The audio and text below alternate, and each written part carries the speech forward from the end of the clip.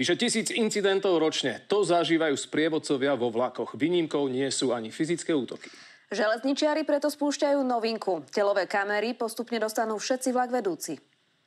Tatiana Nozdrovická pracuje ako vlakvedúca takmer 30 rokov. Hovorí, že pasažieri sú dobrí aj zlí.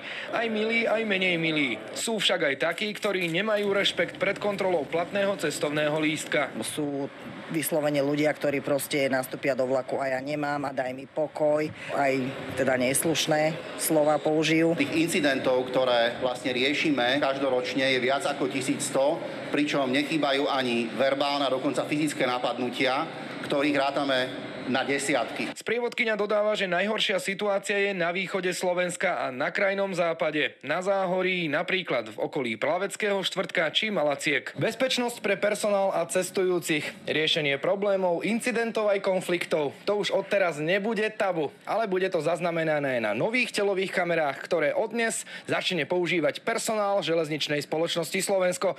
Vyzerajú takto. Nevymýšľame koleso, je to niečo, čo už funguje v iných krajinách, funguje to v iných sektoroch. Má to výrazný nielen preventívny charakter, ale aj ako profesorka trestného práva viem, že výrazným spôsobom sa tým znižuje určitá dôkazná núdza, absencia dôkazov, že je to tvrdenie proti tvrdeniu. Chceme, aby sa tieto telové kamery rozšírili do všetkých vlakov a pre všetkých vlakvedúcich. Kamera nahráva širokouhlo do Full HD, teda ako by bola očami sprievodcu. Je to malá, kompaktná kamera s hmotnosťou 92 gramov, spolu s držiakom niečo cez 110 gramov. Výdrž batérie až do 7 hodín. Závisí samozrejme od samotnej prevádzky. Na boku je tzv. Núdzové tlačidlo, ktoré keď sprievodca stlačí, začne sa nahrávať do internej pamäte. Inak kamera v štandardnom režime nahráva do 30-sekundových slučiek aj sama, no premazáva sa. Myslím si, že v tomto to určite pomôže, lebo cestujúci budú mať väčší rešpekt.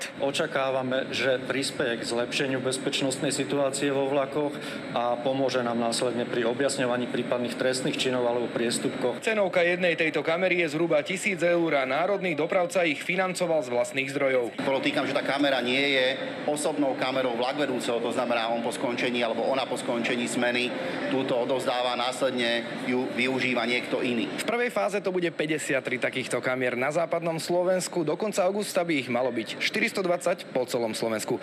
Otto Váhovský, televízia Markíza.